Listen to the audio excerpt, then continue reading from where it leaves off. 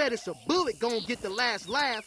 Welcome back to the channel, everyone. Today we'll be diving deep into the lore of Kunimitsu, the mother and also the daughter. Starting off with the mother, you have to know that she was originally meant to be Nina, as her early concept art stated, female assassin, Aikido prodigy, as well as being of British origin.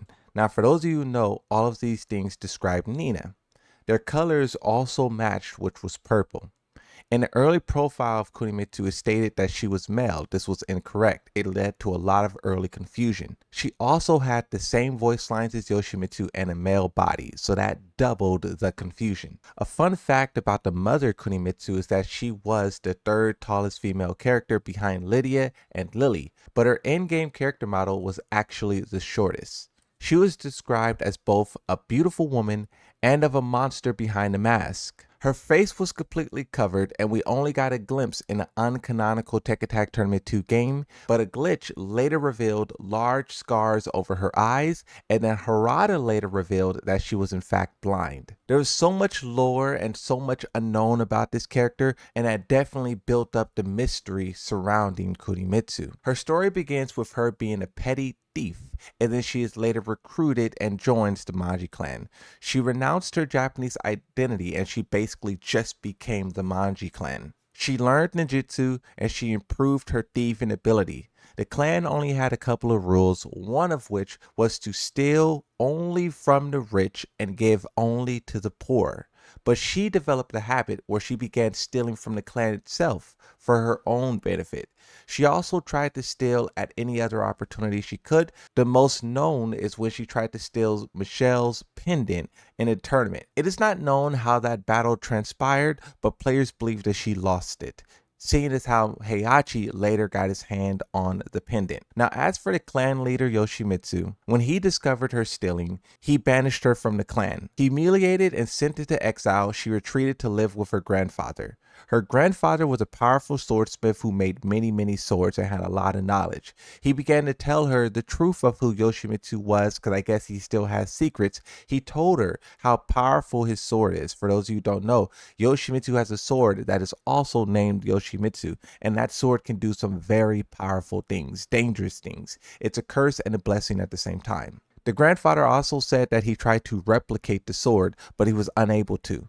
This motivated Kunimitsu to join the next tournament to try to get the sword, but when fighting Yoshimitsu, she was defeated for a second time. Now, Yoshimitsu spared her, and this is going to be a consequence that he deals with for a very long time. But she once again leaves, and this time she retires the thieving lifestyle. She later gets married to an unnamed shinobi ninja, and she has a daughter. Later on, she grew ill and is very likely to die soon, as it's described in game. But before that happened, the title of Kunimitsu is passed on.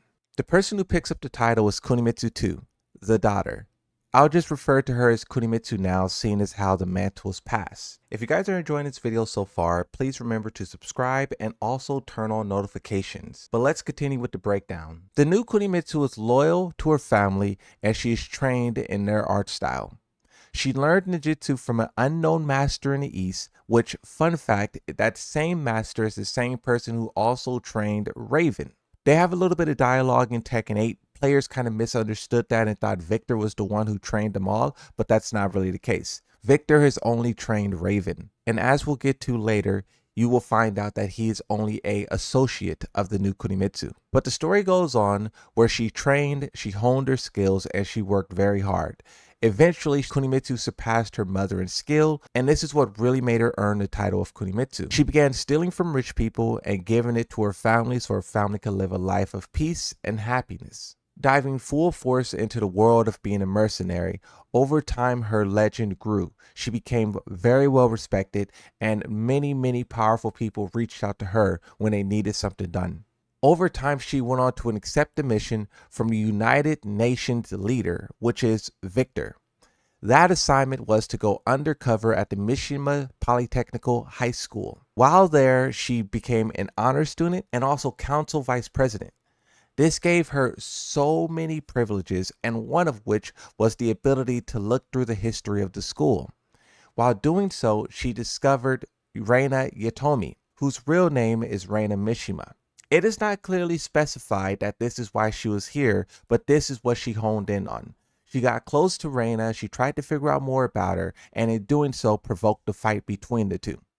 That fight ended in a stalemate, with both of them kind of realizing that they could use each other for their own gain.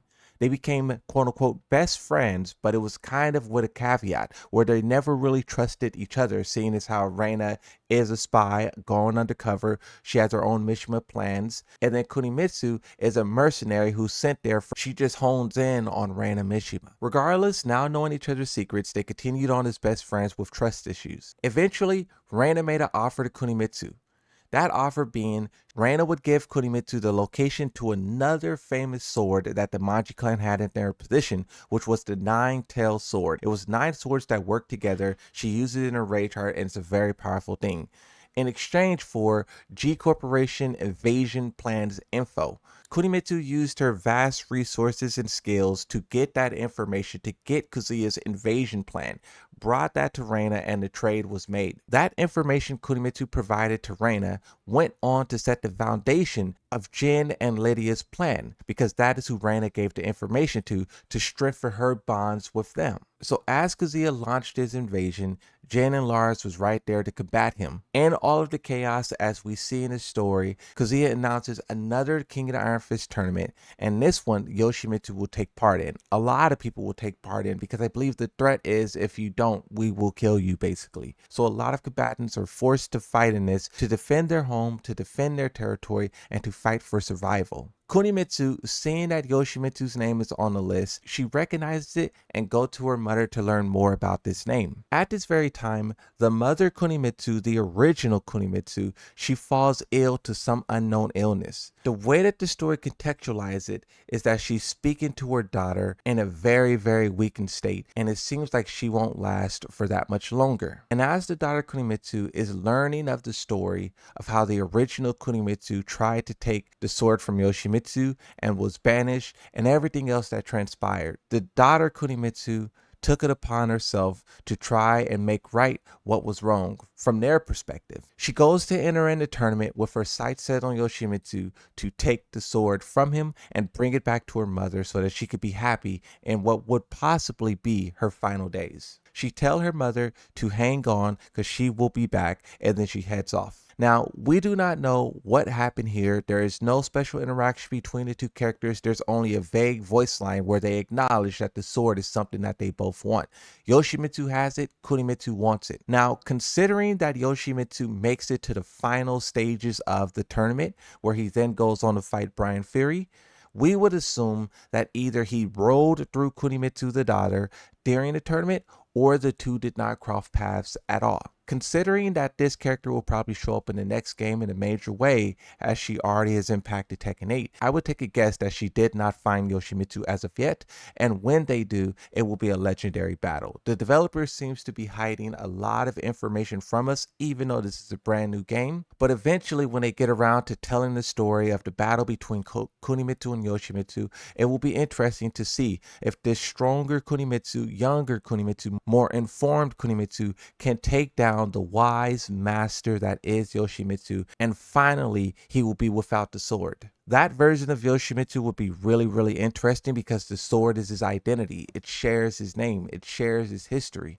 It's one of the most prized possessions of the clan. But it also has some type of evil factor that he's been suppressing for so long. If he is separated from it, what will happen to Kunimitsu? What will happen to himself? What will happen in the next game is the questions that everyone wants answers to.